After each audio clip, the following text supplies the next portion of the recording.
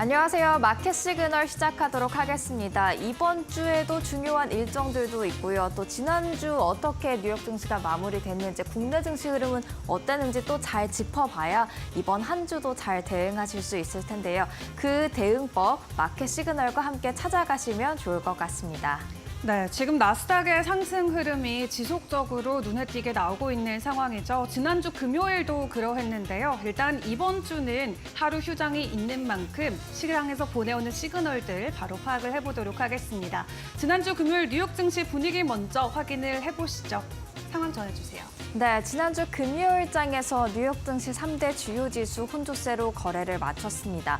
나스닥 같은 경우에는 소폭 계속해서 오름세 유지하면서 5거래일 연속 사상 최고치 기록에 나섰지만 다우존스 약세 흐름을 이어갔고요. S&P 500 지수도 소폭의 하락세로 전환하는 모습들이었습니다. 또 S&P 11개 섹터 중 3개만 제외하고 8개 sek터가 모두 하락을 했고요. 그리고 500가지 종목 중 360개 이상의 종목이 하락하는 하루였는데요. 그만큼 지금 인플레 둔화 시그널을 줬던 CPI, PPI가 발표된 이후 시장 상승세가 이어지자 일부 차익 실현에 나섰다라는 분석까지 나와 있습니다. 앞으로의 추이도 계속해서 지켜보셔야겠습니다. 그렇다면 금요일장의 히트맵을 통해서 분위기 어땠는지도 한번 확인을 해보도록 하겠습니다. 지금 상승과 하락, 의미하는 초록과 빨강이 지금 혼재돼 있는 듯한 모습들 나타나고 있는데요. 그럼에도 불구하고 이렇게 기술주 쪽에서는 그래도 강한 초록불이 곳곳에서 눈에 띄고 있습니다. 일단 시가총액 상위 종목부터 확인을 해보시죠. 마이크로소프트가 0.22% 강세로 마무리를 한 반면 애플의 상승세는 꺾였습니다. 0.82% 하락세로 마무리를 했죠.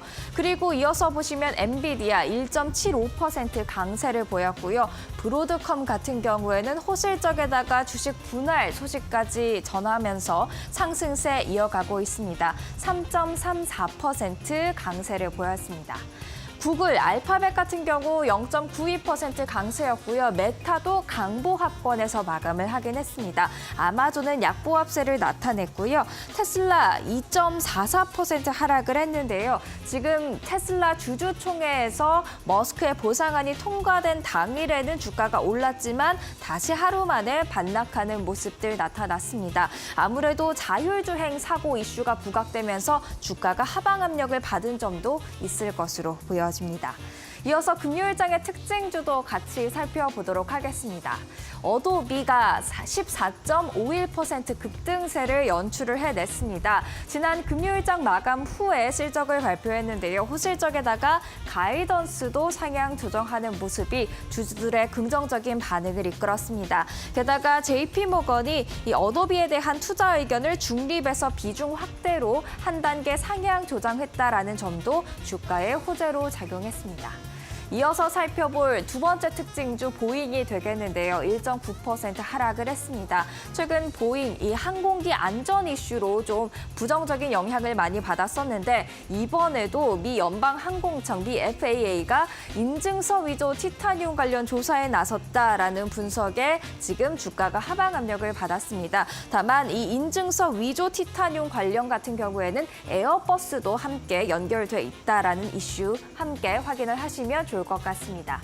이어서 게임스톱 1.44% 하락을 했습니다. 지금 키스질, 이 게임스톱의 대장 역할을 하고 있는 로어링 키티가 900만 주 이상을 보유하고 있다, 지분을 확대했다라는 소식에도 불구하고 주가가 계속해서 하방 압력을 받고 있는 듯한 모습 나타나고 있는데요. 지난 목요일에 원래 실시했어야 됐던 연례 주주총회 기술적인 이슈로 월요일 현지 시간 기준 오전 11시에 열린다고 합니다. 과연 이 주주총회에서 게임스톱의 주가 반등이 나타날 수 있을지 한번 같이 체크를 해보도록 하죠. 이어서 금요일장에서 애널리스트들이 주목했던 그런 종목들 확인을 해보도록 하겠습니다.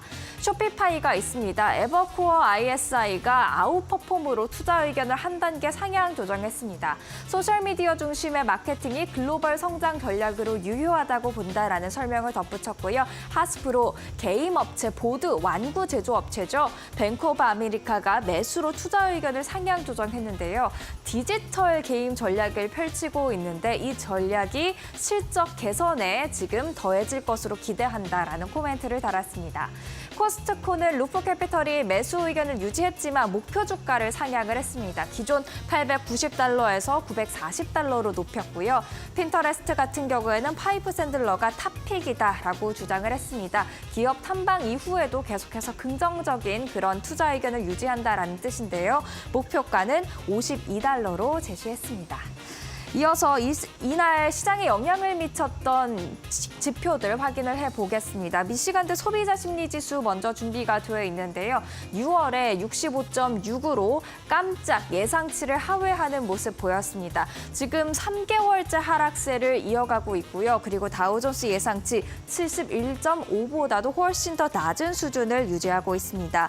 CPI, PPI 그리고 이 소비자 심리지수까지 반영을 하면 연준이 조금 더 비둘기파적인 그런 스탠스를 취해야 된다라는 이유가 설명이 되고 있는데요. 그럼에도 불구하고 그렇게 비둘기파적인 스탠스를 기대할 수 없을 것 같은 이유는 기대 인플레이션에 있을 것 같습니다.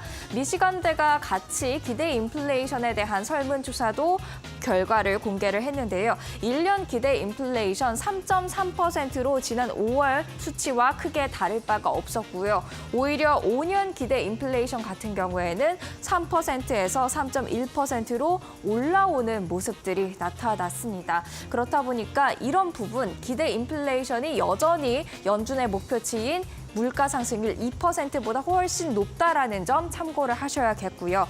그렇다 보니까 연준 위원들의 발언을 살펴봐도 계속해서 지표를 지켜보겠다라는 뉘앙스의 그런 발언들 계속해서 나오고 있습니다. 한 3, 4개월 정도의 긍정적인 인플레이션 추이를 확인해야 금리 인하에 대한 확신을 얻을 수 있다라고 강조하고 있는 연준이 되겠습니다. 그럼에도 불구하고 월가에서는 S&P 500의 목표치를 계속해서 상향 조정하고 있습니다. 골드만삭스 올해 들어서 벌써 세 번째 목표가 상향 조정이 되겠는데요. 기존 5,200에서 5,600으로 상향 조정했습니다. 탑5의 기술주 강한 성장세가 EPS 전망치 하향 조정이라는 이런 부정적인 패턴을 좀 막았다. 그렇기 때문에 목표가 상향 조정했다라고 주장을 하는데요. 이런 메가캡 탑5 기술주의 강세가 계속해서 이어진다면 6,300도 가능하다라는 그런 불리시한 전망까지 내놨습니다. 에버코어 ISI는 기존 4,750에서 6,000으로 훨씬 더 큰 폭의 상향 조정을 이뤄내는데요. 인플레이션 둔화 그리고 AI 열풍이 지수 상승을 견인할 것이다 라면서 목표가 상향 조정의 이유를 밝혔습니다. 꽤 약세론적인 입장을 주장했던 에버코어 ISI가 굉장히 강한 목표가 상승을 예상하고 있다는 점, 그 부분에 주목을 하셔야겠습니다. 이어서 국제유가 살펴보도록 하겠습니다. 이날 WTI 소폭 하락하는 모습을 보이기는 했지만 주간 기준으로는 상승이었습니다. 4주 만에 상승 전환에 성공을 했는데요. 지금 3분기 여름철 수급 불균형에 대한 우려가 좀 작용을 하면서 지난주에는 주간 기준 오름세를 보이는 모습들이었습니다. 국제금값은 1.34% 강세였습니다. 금리 인하 기대감이 커지면서 금에 대한 매력이 다시 커지고 있는 것으로 보여집니다. 이어서 월가의 전략가들 만나보도록 하겠습니다.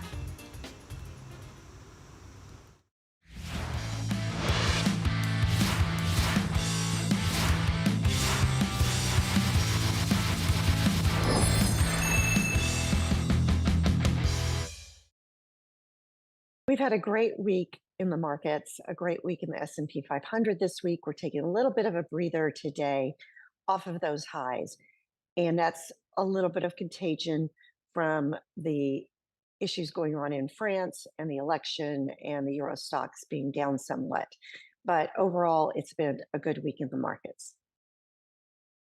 The consumer continues to be depressed about the US economy, and there's still a disconnect between the US consumer and their feelings about the economy and their spending. So the consumer is still spending, and they are still out there spending, maybe just not as much. And so sales are slowing down, consumer sentiment continues to be eroded away. What that's actually good for, though, is markets moving forward from a consumer being depressed and down and negative. That actually points to a higher stock market looking out 6 months and a year. So while the consumer may be disheartened, when we look at business owners are so positive about what they see moving forward for their businesses. And that is very important when it comes to growth, because so much of our US depends on small business.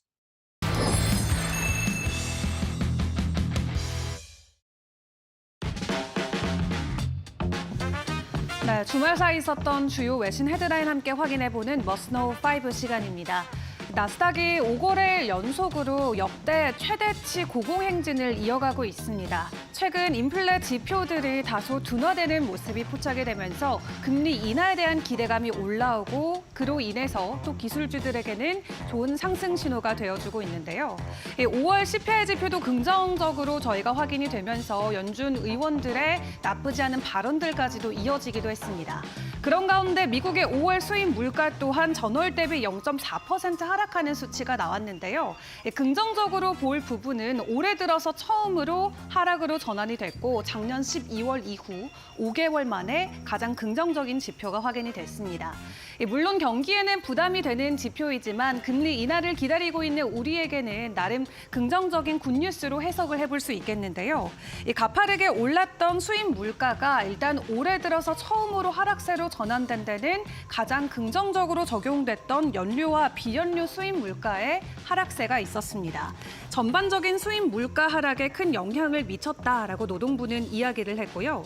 특히 에너지 수입 물가 같은 경우도 전월 대비 2%나 급락했습니다. 올해 들어서 처음으로 하락을 한 건데 이 에너지 수입 물가는 지난 3월에는 5%, 그리고 4월에는 4.1% 급등을 했었던 만큼 더 대비가 되는 수치로 확인해 볼 수 있겠습니다. 수입 물가뿐만 아니라 미국의 5월 수출 물가 또한 전월 대비 0.6% 하락을 했는데요. 수출 물가도 올해 들어서 첫 하락세를 기록한 거고요. 여러 가지 지표를 통해서 현재 미국의 경기가 한풀 꺾여가고 있다라는 모습을 재차 확인할 수 있었습니다. 종목 이슈들도 확인해 보도록 하겠습니다. 현재 애플이 지난주에 몇 달 만에 다시 한번 시가총액 1위 자리에 오르면서 시장에서 큰 관심과 환호를 받았었죠. 다만 현재 유럽에서 굉장히 리스크가 부각되고 있는 이슈가 있습니다. 바로 디지털 시장법과 관련된 부분인데 만약 디지털 시장법을 위반했다라는 게 최종 확인이 된다면 애플 같은 경우는 하루에 벌금만 700억 원을 내야 하는 위기에 놓여 있는 상황입니다. 현재 유럽 같은 경우는 플랫폼 사업자의 시장 지배력 남용을 방지하기 위해서 제정한 디지털 시장법을 애플이 위반했다라는 것에 잠정적인 결론을 내리고 있는 상황입니다. 애플이 앱스토어 외부에서 앱을 다운로드할 수 있는데요. 올해 들어서 AI를 등에 업고 고공행진했던 빅테크들, 과연 유럽의 이 디지털 시장법으로 인해 다시 한번 발목이 잡힐지 지켜보셔야 될 것 같습니다. 이날장에서 애플은 약보합으로 마무리를 지으면서 결국 마이크로소프트에게 다시 한번 1위의 자리를 내주기도 했습니다. 바로 이어서 마이크로소프트의 소식도 확인을 해보도록 할 텐데요. 나름 마이크로소프트 개별주 입장에서는 좀 부정적인 이슈이긴 했습니다만 장중에는 주가가 크게 흔들리지 않는 모습이 나왔습니다. 이 마이크로소프트가 앞서 공개했던 AI 툴이죠. 리콜의 출시를 연기한다라고 하는데요. 마이크로소프트는 내일 코파일럿 PC를 출시를 합니다. 그때 함께 출시하기로 했던 AI 툴 리콜을 새로운 컴퓨터와 함께 출시하지 않고 나중에 더 작은 그룹과 함께 프리뷰를 통해서 진행한다라고 밝혔는데요. 이 리콜은 검색과 음성 기록을 추적하고 사용자의 과거 기록 탐색을 돕는 기능인데 공개 이후부터 개인정보와 관련된 논란의 소지가 시장에 계속 있었습니다. 이에 회사 측은 먼저 성공개하지 않고 윈도우 인사이더 프로그램 커뮤니티의 피드백을 먼저 받은 이후에 리콜 프리뷰를 사용할 수 있도록 할 계획이라고 덧붙였는데요. 일단 금요일장에서 다시 한번 1위 자리로 탈환에 성공하긴 했지만 앞으로 있을 제품들에게는 어느 정도 영향을 줄 수 있는 소식인 만큼 내일 출시되는 코파일럿과 PC 버전 먼저 확인을 해보시는 게 좋을 것 같습니다. 그리고 지난주 금요일의 주인공 브로드컴을 확인을 해봐야 될 것 같습니다. 긍정적인 호실적과 또 주식을 분할한다라는 소식에 4년 만에 최대 상승 지난주에 보여주며 긍정적으로 마무리했습니다. 다만 여기서 마무리되는 게 아니라 월가에서는 지속적으로 긍정적인 평가를 현재 내놓고 있는 상황인데요. 일단 브로드컴 같은 경우는 지난 분기의 실적이 굉장히 긍정적이었죠. 매출이 전년 동기 대비 43% 늘어난 124억 9천만 달러를 기록을 했고요. 또 여기에 브로드컴은 AI 강세가 지속될 것이다라고 이야기하면서 연간 매출 가이던스도 기존 500억 달러에서 510억 달러로 상향 조정하기도 했습니다. 브로드컴은 챗 GPT와 같은 인공지능 애플리케이션에 대해서 방대한 데이터 처리를 돕는 첨단 네트워킹 칩을 제조하고 있고요. 그중 애플을 최대 고객사로 두고 있는 상황입니다. 일단 월가에서도 목표 주가를 줄줄이 상향 조정하고 있습니다. 평균적으로 2,000달러 이상까지 전망하는 월가의 의견들이 속속 나오고 있는데요. 또 브로드컴은 개인 투자자의 접근성을 개선하기 위해서 주식을 10대 1로 분할할 계획이라고 밝힌 만큼 다음 달 15일부터 분할된 가격에 브로드컴의 거래가 진행이 됩니다. 여러 가지 요소들을 놓고 봤을 때 올해 이미 가파르게 올랐던 엔비디아보다 앞으로의 상승 여력은 브로드컴이 훨씬 더 우세할 수 있다라는 전문가들의 의견도 있는데요. 앞으로의 주가 방향도 계속해서 체크해 보시죠. 마지막으로 주말 사이 있었던 암호화폐 시장 상황 함께 확인을 해보도록 하겠습니다. 최근 매크로 지표에 굉장히 예민하게 반응하고 있는 크립토 시장이죠. 주말 사이 비트코인을 비롯해서 전반적인 알트코인들이 하락세를 이어갔습니다. 여기에 주요 지지 라인인 6만 5천 달러까지 비트코인의 가격 하락이 나오자 시장에서는 추가적인 가격 하락도 불가피할 수 있다라는 입장이 나오고 있는 상황인데요. 현재 시각 기준으로는 6만 6천 달러 선에서 횡보를 이어가고 있지만 6만 5천 달러를 터치했던 만큼 만약 6만 5천의 지지라인이 무너지면 6만 2천 달러까지 추가 가격 하락이 나올 수 있다라는 전문가들의 예상치도 있습니다. 특히 최근에 이어지고 있는 단기 홀더들의 매도 물량이 시장에 지속적으로 던져지고 있는 만큼 이번 한 주도 변동성에 유의해 보셔야 될 것 같습니다. 지금까지 머스노우 5 시간이었습니다.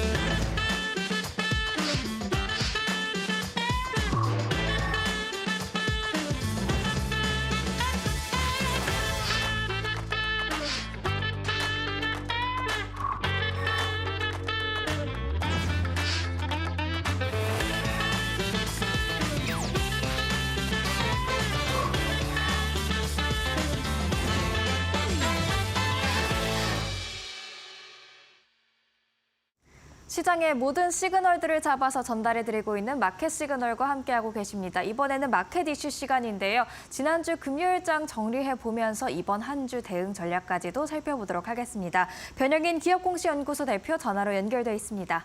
안녕하세요. 네, 반갑습니다. 네, 지난주 금요일장 상승세가 살짝 꺾이는 듯한 모습 나타났습니다. 숨고르기에 들어간 것 같기도 하고요. 그럼에도 불구하고 나스닥 지수는 5거래일 연속 사상 최고치 행진 이어가고 있는데요. 지난주 금요일장 저희 어떻게 정리를 해볼 수 있을까요? 네, 전거래일 미국 3대 지수는 미시건대 6월 기대 인플레이션이 소폭 상회하면서 혼조 양상을 좀 보였고요. 나스닥 지수가 5거래일 연속 상승하면서 사상 최고치를 경신한 모습을 보였습니다. 미시간대가 발표한 기대 인플레이션의 시장 전망치는 소폭 상회했는데 소비자 심리 지수가 하락하면서 비교적 좀 안도하는 모습을 보이면서 장후반 낙폭 좀 축소하지 않았나 좀 보고 있습니다. 특히 AI 수급 기대감이 다시 한번 부각됐는데 주요 기술주들은 혼조 양상을 좀 보였지만 어도비가 14.5% 급등을 했고요. 브로드컴의 액면 분할 기대로 상승세를 좀 이어가는 모습, 그리고 엔비디아가 3거래 연속 상승세를 이어가면서 대조를 좀 이룬 모습을 보였습니다. FOMC 정례회의 소화 이후에 연준 인사들이 다소 중립적 스탠스를 좀 유지하고 있는데 대표적인 비둘기파인 구스미 총재가 5월의 인플레이션 지표가 아주 좋은 수치다라고 좀 평가를 했지만 더 많은 진전을 봐야 한다라고 좀 언급하면서 다소 중립적인 스탠스를 좀 유지하고 있는 모습입니다. 패드워치가 9월에 기준금리 인하 확률을 68.5%로 상향했는데 완화된 인플레이션의 지표에 관련된 하반기 금리 인하 기대감들이 더욱 키우는 모습을 좀 보였고요. 당분간은 어떤 매파적인 기적보다는 중립적 스탠스 기조하에 수급이 완화되지 않을까라고 좀 전망되고 있습니다.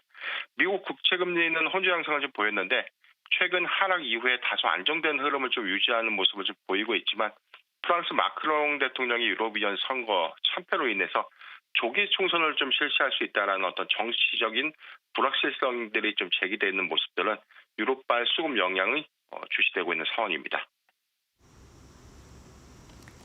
이어서 저희가 미국 증시 내에서 좀 주목을 해봐야 될 이번 주까지도 눈여겨봐야 될 그런 종목들이 있을까요? 우선 어도비가 AI 솔루션 탑재 소프트웨어에 관련된 수요가 증가됐다. 2분기 후실적을 좀 기록했는데 이게 2020년도 이후에 4년 만에 최대 실적을 좀 달성한 것입니다. AI 전환이 가속화되고 있는 부분들, 이 부분은 국내 반도체주 또는 AI 플랫폼 관련 종목들의 낙수 효과로 좀 이어지지 않을까 좀 보고 있습니다. 어도비가 시장 전망치를 10% 상회한 매출에 53억을 기록했는데 주당 순이익도 소폭 상회하는 깜짝 실적을 좀 발표하면서 가이던스가 좀 상향되는 어떤 모습들은 수급 기대감들이 좀 확대되는 모습으로 좀 이어졌고 이런 호실적 기점으로 AI 산업의 확장성들이 다시 한번 확인됐던 계기로서 2분기 실적에 대한 전망치가 상향됐던 부분들은 긍정적인 수급 유입 효과로 작용하지 않을까를 좀 보고 있습니다. 두 번째는 테슬라가 운전자 보조 시스템인 오토파일럿 모드에서 경찰차와 충돌하면서 미국 도로교통안전국의 제조사가 다시 한번 시작될 수 있다는 이슈에 주가가 좀 하락을 했는데 2022년도부터 계속돼 왔던 충돌 건수가 한 510건으로 좀 제기가 좀 되면서 이후에 업데이트 그리고 리콜이 좀 진행됐음에도 불구하고 다시 한번 좀 사고가 좀 지속됐던 부분들, 이 부분이 단기간 조정의 빌미로 좀 작용되지 않을까라고 좀 우려되고 있는 상황입니다. 특히 8월에 무인 자율주행 로보택시의 공개를 좀 앞두고 있었기 때문에 향후에 오토파일럿 또는 FSD 시스템에 대한 충돌 이슈가 단기적인 노이즈 이슈로 작용하지 않을까 좀 판단되고 있습니다. 네, 국내에는 이런 이슈들이 어떤 영향을 미칠지 짧게 부탁드리겠습니다. 네. 5월의 CPI 그리고 PPI가 시장 전망치를 소폭 하회했던 부분들, 이 부분에 인플레이션 우려감이 좀 완화됐던 기조들이 대체적으로 이 성장주의 수급이 좀 완화될 수 있는 흐름으로 좀 이어지지 않을까라고 좀 보고 있습니다. 어도비의 호실적인 기조에서 좀 확인했던 부분들, 반도체 AI 소프트웨어의 어떤 섹터, 순환매 수급이 좀 이어지지 않을까라고 좀 판단되고 있고요. 테슬라발 악재가 단기적인 어떤 이슈를 좀 작용하겠지만 국내 영향은 좀 제한적이지 않을까라고 좀 보고 있습니다. 특히 이번 주 19일 개최 예정인 인터배터리 유럽 2024 일정 모멘텀에 관련된 부각, 이 부분은 오히려 2차 전지 섹터의 단기 수급이 좀 부각될 수 있는 요인으로 작용하지 않을까라고 좀 판단되고 있기 때문에 오히려 조정은 매수의 기회로 활용하면 좋겠다라고 좀 말씀드리겠습니다. 네, 이렇게 국내 증시 영향까지도 체크를 해봤습니다. 변영인 기업공시연구소 대표였습니다. 말씀 감사합니다. 네, 고맙습니다. 이어서 시장에 영향을 미칠 수 있는 마켓 리더들의 한마디 듣고 오겠습니다.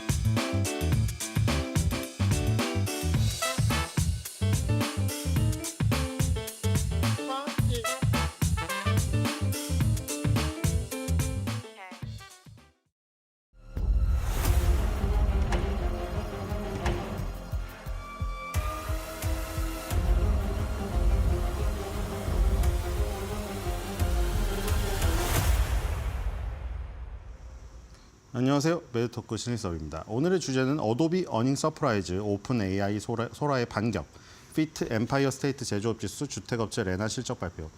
굉장히 깁니다. 자, 그 주말을 지나면 저 두 가지가 있을 것 같은데 한 부류는 아마 주말에도 계속 이 미국장 안 열리는데 그냥 정보 찾아보고 뭐 또 여러 가지 자료 보고 이러느라고 또 똑같이 금요일, 목요일처럼 밤을 새고 이 방송을 보시는 분, 혹은 이제 주말이니까 편하게 월화수목금 맨날 밤새 6시까지 그 파월 입 알려고 봤잖아요. 그러니까 쉬었다가 오시는 분. 근데 둘 다 피곤할 것 같아요. 저 월요일 날은 특히 피곤하거든요. 저도. 그래서 지금 월요일 날 같은 경우에는 너무 그냥 막 뭐라 그랬지? 너무 많이 하기 싫은데 또 문제는 월요일 날이 또 그 한 주의 시작이잖아요. 그래서 이게 내용이 많아요. 그래서 어쩔 수 없이 제목도 길어졌습니다. 그래서 우리가 또 힘을 내서 해봐야죠. 일단 금요일 실적. 그러니까 우리 이게 사실 이대로만 정말 움직여주면 우리나라 장도, 또 우리나라 장 얘기를 하지 않기로 했는데 제가 우리나라 장도 이렇게 실적에 따라서 정직하게만 움직이면 정말 좋겠다. 그런 생각이 들거든요. 어도비가 실적 발표가 어닝 서프라이즈 나오자 주가가 급등했어요. 얘는 정말 정직하거든요. 지금 2023년도 2분기 우리가 그때 요 자료 말고 그 어닝이랑 저기 나온 거 그 점으로는 봤거든요. 근데 이게 2023년도 2분기에 여기 나왔네요. 나왔어요. 여기 나왔는데 다시 일단 전을 들어갈게요. 그래서 요건 봤는데 이 정리된 요 자료는 이제 나왔거든요.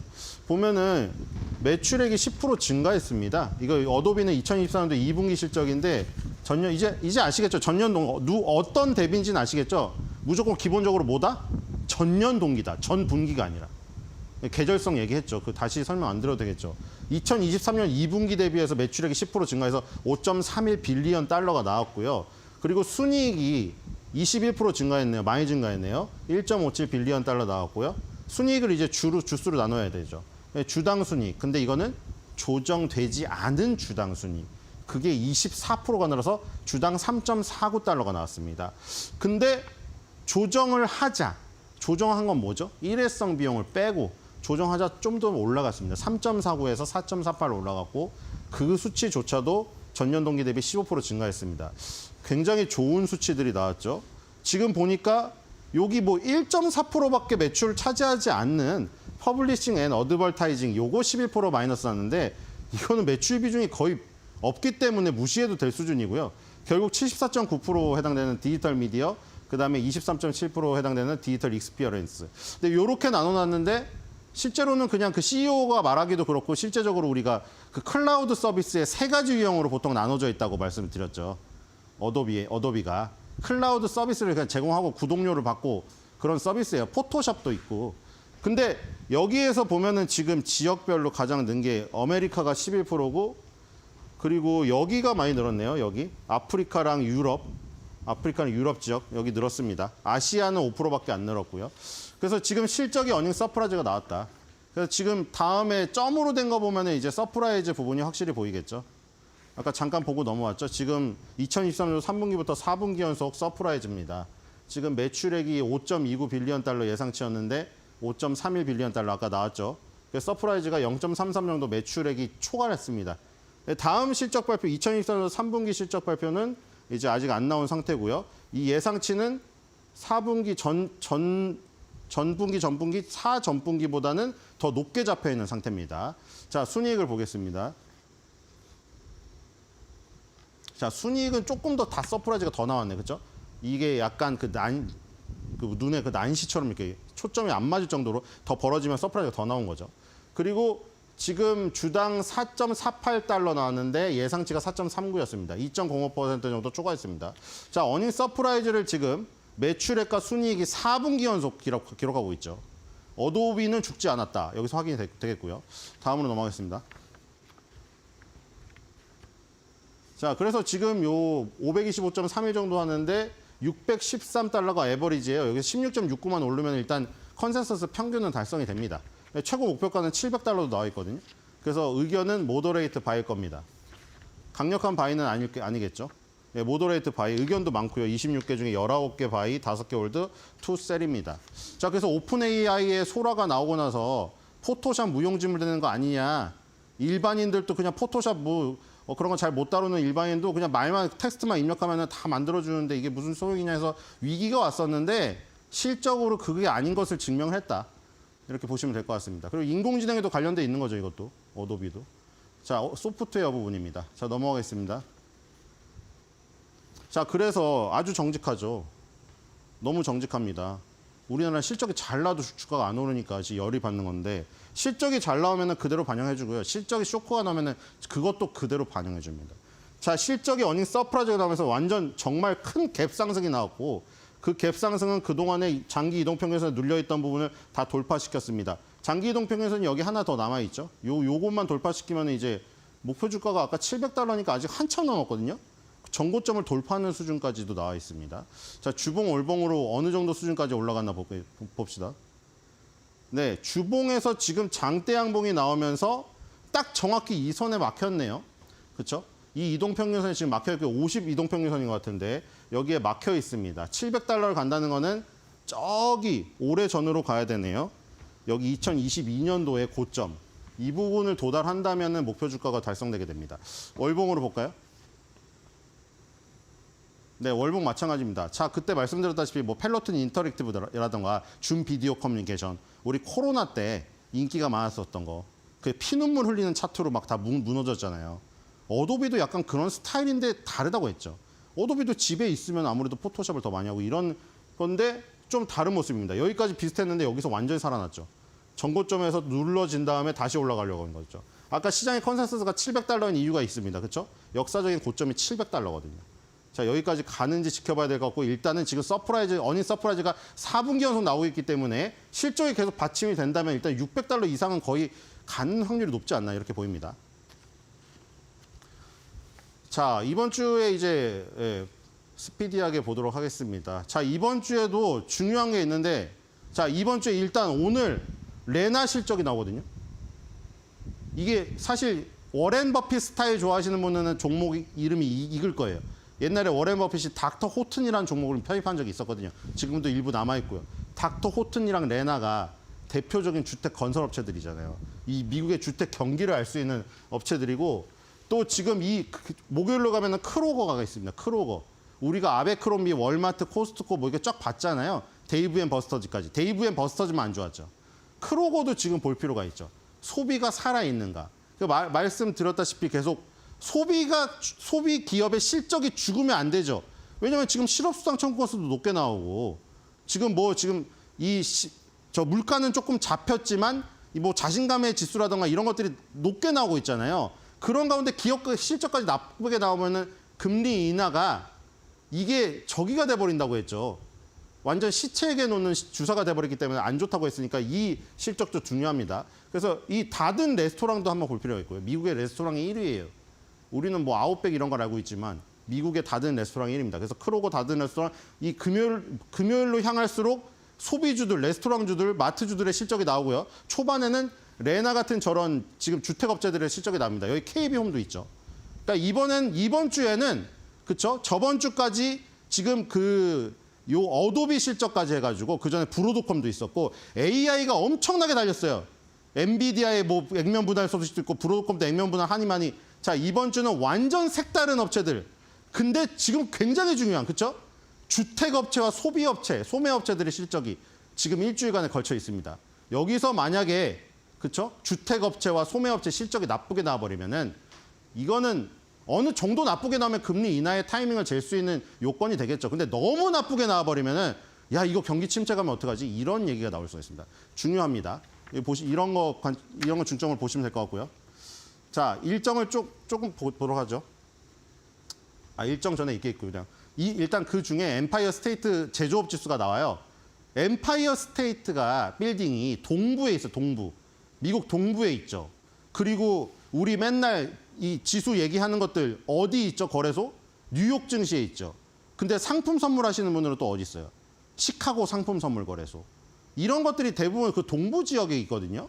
근데 엠파이어 스테이트 제조업 지수도 그래서 동부 지역의 어떤 제조업 지수. 아까 말했듯이 뭐 금융의 중심지긴 한데 지금 제조업 지수가 또 중요해지고 있어요. 그죠? 우리가 제조업 PMI라는 걸 봤잖아요. 제조업 PMI에서 기준이 몇이었어요? 50이었잖아요. 50 이상이면은 자신감이 넘치는 거고, 그렇죠? 50 이하면 자신감이 떨어지는 거고. 근데 이 엠파이어 스테이트 제조업 지수는 기준이 0입니다.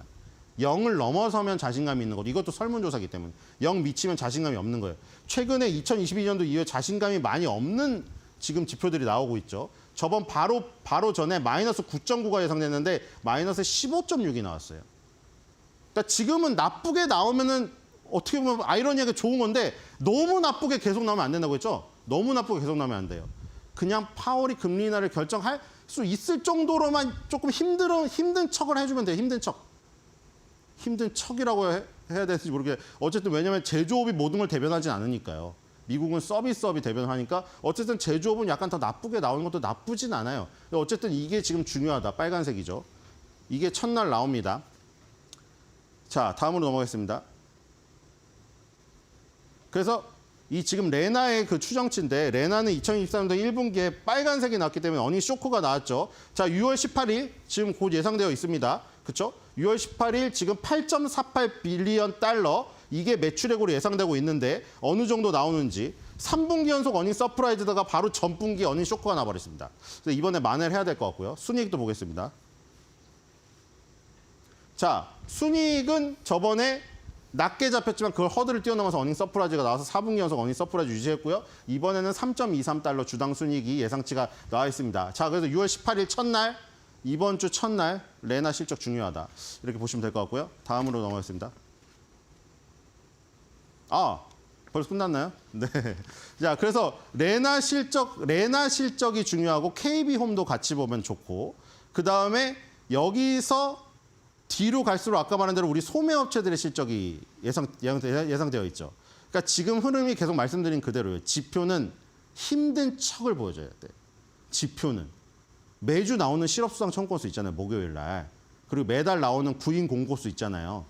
그러니까 구인 공고수는 조금 떨어지고 그다음에 주택 관련 지표는 조금 침체되더라도 그거에 관련된 사업을 하는 기업들의 실적은 어닝 서프라이즈다가 나오는.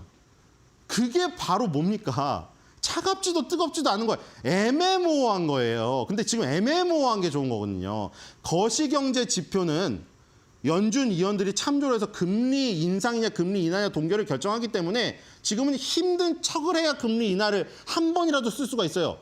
7월, 9월, 11월 남았잖아요. 세 번 중에 한 번은 한다고 했으니까 힘든 척은 해줘야 돼요. 근데 힘든 척이 아니라 진짜 힘들어서 경제가 망가지면 안 되거든요. 그 보루가 뭐라고 했어요? 기업들의 실적이라고 했죠.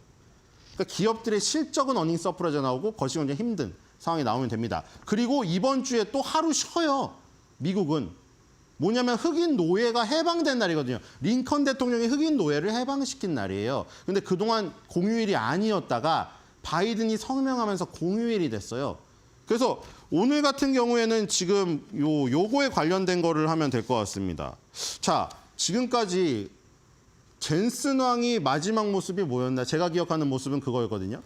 그 회의장을 나오면서 어떤 여성이 자기 여기 탱크탑 여기다가 사인해달라고 해서 그 사인해주고 이제 나갔는데 그게 논란거리가 됐어요.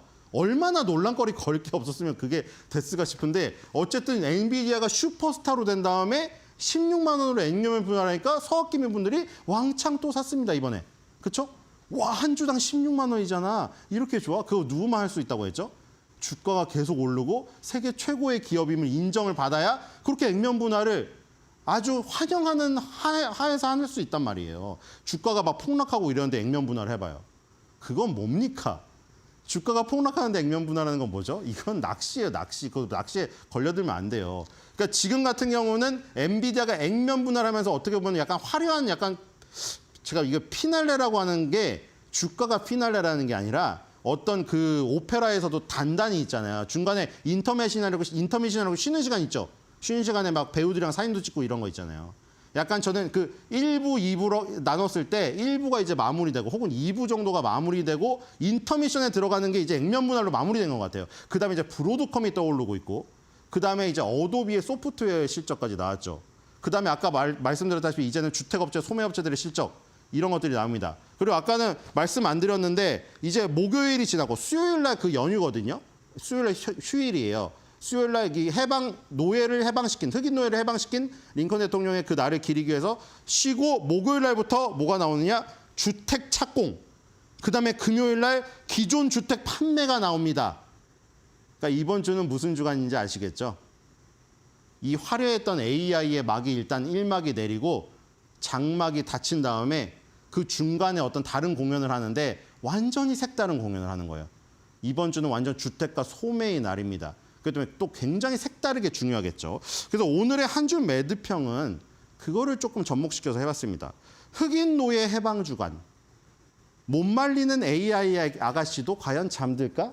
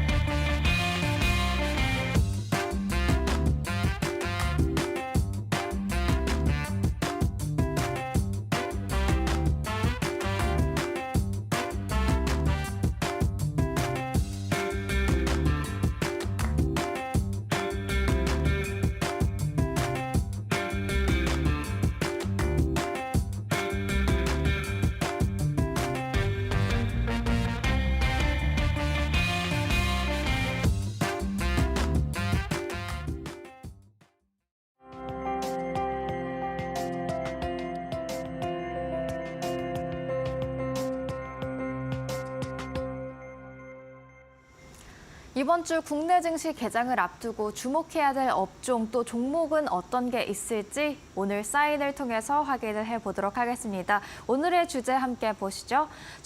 이번 주 주목할 업종과 종목은 LS증권 리포트를 바탕으로 한번 구성을 해봤습니다.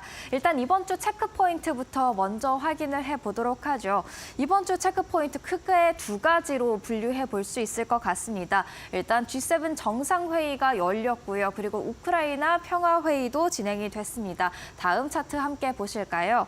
G7 정상회의는 6월 13일부터 15일까지 진행이 됐고요. 그리고 우크라이나 평화회의는 6월 15일부터 16일까지 열렸습니다. 조금 몇 시간 전에 우크라이나 평화회의 같은 경우에는 마무리가 됐는데요. 결국 이 두 가지 회의의 핵심은 안보에 있다고 볼 수가 있겠습니다. 안보를 강조하는 두 가지 회의였다라고 볼 수가 있겠고요. 이에 따라서 방산주 한번 주목을 해볼 필요가 있다라는 분석입니다. 또 다른 이슈 한 가지를 구성을 해보자면요. 다음 것 다시 볼게요. 공모주 시장이 회복세를 보이고 있다라는 게 또 체크해볼 만한 이슈가 되겠는데요.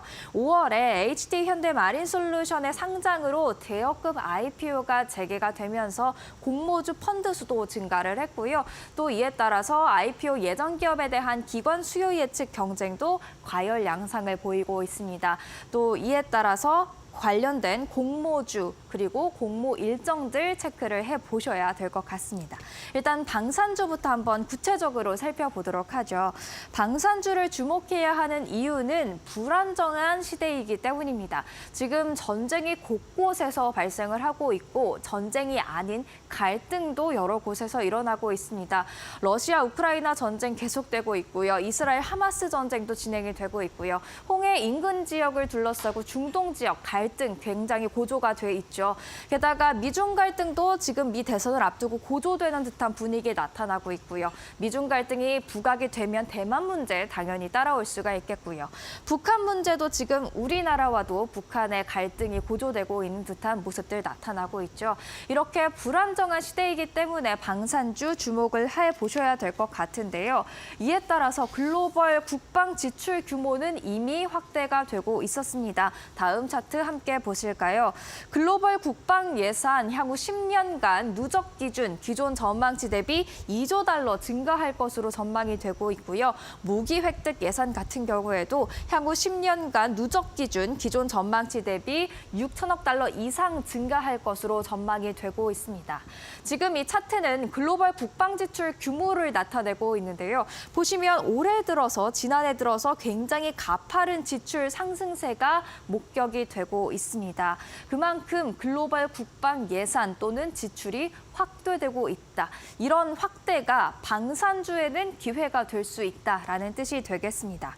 마침 K 방산주들도 물이 들어올 때 노를 열심히 젓고 있습니다. 다음 차트 함께 보시죠. 2022년 폴란드 계약을 시작으로 수출 대상 무기 6개에서 12개로 증가를 했고요. 그리고 수출처 같은 경우에도 4개국에서 12개국으로 다변화를 꾀하고 있습니다. 게다가 정부도 전폭적인 지지를 해주고 있습니다. 수은법 개정안 통과에 이어서 올해 방산 수출 200억 달러 달성을 목표로 방산 수출과 수주에 10조 원 이상 보증하겠다라는 방침을 내세웠는데요. 이렇게 기업들도 적극적으로 나서고 정부도 전폭적으로 지원을 해주고 있다 보니까 국내 주요 방산 기업의 수주 잔고 추이도 굉장히 긍정적입니다. 굉장히 짙게 칠해진 남색이 올해 1분기 수주 잔고가 되겠는데요. 벌써 한화 에어로스페이스 같은 경우에는 지난해 수주 잔고를 1분기 만에 뛰어넘는 듯한 모습 보였고요. 현대 로템도 마찬가지입니다. 한국항공우주 그리고 LIG 넥스원 같은 경우에는 1분기 수주 잔고가 지난해 수준과 비슷하게 올라와 있는 모습도 확인이 되고 있습니다. 이렇듯 국내 방산주 굉장히 노를 잘 젓고 있는 듯한 모습들인데요. 주가에도 당연히 반영이 되어 있겠죠. 주가 사실 지난 9개월 차트 함께 보고 계신데요. 6개월 차트 함께 보고 계신데요. 6개월 동안 굉장히 많이 올랐습니다. 한화 에어로스페이스는 무려 81% 넘게 올랐고요. LIG 넥스원은 27% 그리고 현대 로템 45% 넘게 올랐죠. 구조적으로 실적 개선세가 예상이 되는 만큼 이런 상승 추세 장기적으로도 이어질 것으로 예상을 해볼 수가 있겠고요. 그리고 이번 주 단기적으로는 G7 정상회의 그리고 우크라이나 평화회의가 단기적인 모멘텀으로 작용할 수 있을지 방산주에 한번 주목을 해보셔야 될 것 같습니다. 그렇다면 공모주 시장도 한번 체크를 해보도록 할게요. 공모주는 어떨까요? 라는 제가 그런 제목을 한번 나름대로 달아봤는데요. IPO 시장이 회복하고 있기 때문입니다. 공모주 펀드의 순자산 가치 NAV나 공모주 펀드 수 연초 이후 증가세를 보이고 있습니다. 펀드 수 실선으로 나타나고 있고요. NAV 같은 경우에는 지금 여기 색깔로 표시가 되어 있는데 모두 올해 초부터 증가하는 모습들 나타나고 있죠. 그리고 월별 누적 공모 금액도 함께 보시죠. 2021년 또는 2022년에는 굉장히 좋은 흐름 유지하고 있었는데 2023년 여기 바닥에 있습니다. 지난해였죠. 그리고 2024년도 이 바닥의 흐름을 이어가나 싶었는데 여기 4월에서 5월 이렇게 위로 꺾어지는 모습들 확인할 수가 있습니다. 이렇게 IPO 시장이 조금은 살아나는 듯한 조짐을 보이고 있는데요. 왜일까 하면 5월에 IPO 대여가 한 마리 나타났기 때문입니다. 바로 현대마린솔루션이었는데요. 유가증권 공모 규모별 IPO 건수를 지금 차트로 나타낸 겁니다. 2021년, 2022년에는 1조 원을 초과하는 IPO가 이렇게나 많았습니다. 그런데 2023년에 실종이 됐었죠. 그런데 이제 2024년 1조 원 초과는 아니지만 5천억 원에서 1조 원 사이의 IPO 건수가 이 정도 그래도 2023년 대비 크게 늘어나는 듯한 모습들 나타나고 있습니다. 그렇다 보니까 대여 IPO의 복귀를 시동으로 계속해서 긍정적인 흐름 예상을 해볼 수가 있는 것이죠. 다만 우려할 점이 있다면 상장 후 수익률이 지속되기가 어렵다라는 것이 되겠습니다. 상장 연도별 공모기업 상장 수의 수익률이 되겠는데요. 사실 2020년, 2021년, 2022년 그리고 무려 지난해에도 상장 후의 수익률이 그래도 꽤 플러스권에서 유지되는 모습들 보였지만 올해 같은 경우에는 상장 당일날에는 그래도 90% 정도의 수익률을 기록을 하지만 계속해서 그 수익률이 빠르게 그리고 3개월 후에는 마이너스로 내려가는 듯한 이렇게 수익률 지속 이슈가 있습니다. 그렇기 때문에 상장 후 차익 실현 물량에 좀 주의를 하면서 공모 시장에 대비를 하셔야겠는데요. 최근 1년 내 공모 시장에 상장한 기업들의 누적 수익률을 지금 보시고 계십니다. 하늘색으로 그려진 차트, 그래도 플러스 수익률을 기록을 하고 있다는 건데 지금 절반 이상이 마이너스권에 있다는 것을 확인하실 수가 있죠. 그렇다 보니 이렇게 상장 당일에 빠르게 대응하시는 분들도 있겠지만 장기적으로 공모에 관심이 있으신 분들은 상장 후 이렇게 차익 실현 물량이 어느 정도 나타나는지 꽤 관심이 크게 가지셔야 될 것 같습니다. 수요 예측 경쟁 과열로 인해서 의무 보유 확약도 늘어나고 있어서 이런 부분에 대한 부담을 조금은 덜 수 있겠지만 이 차익 실현 가능한 물량들 꼭 체크해 보셔야 될 것 같고요. 또 대여급 IPO로 주목받고 있는 시프트업의 수요 예측이 17일부터 시작이 되고 있습니다. 이번 주 또 한 마리의 대여 IPO가 등장할 수 있다는 건데요. 공모 시장의 열기를 계속해서 불어넣어 줄 수 있을지 관심을 가져보시면 좋을 것 같습니다. 오늘의 사인이었습니다.